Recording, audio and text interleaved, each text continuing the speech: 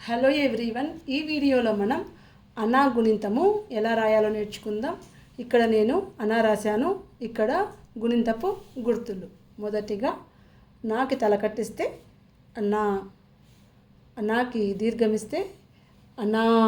చూడండి ఎలా రాయాలో, ఇలా రాయాలి. అనాకి దీర్ఘమిస్తే అన్నా. అనాకి గుడి, నా ప్లస్ గుడి అన్నీ. అన్నాకి గుడి దీర్ఘమిస్తే అన్నీ.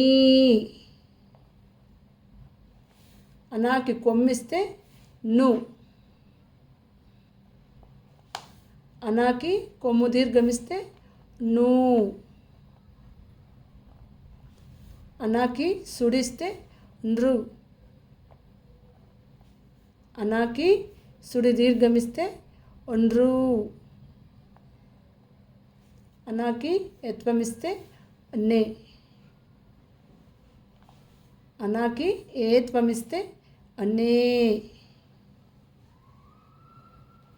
అన్నాకి ఐత్వమిస్తే నై.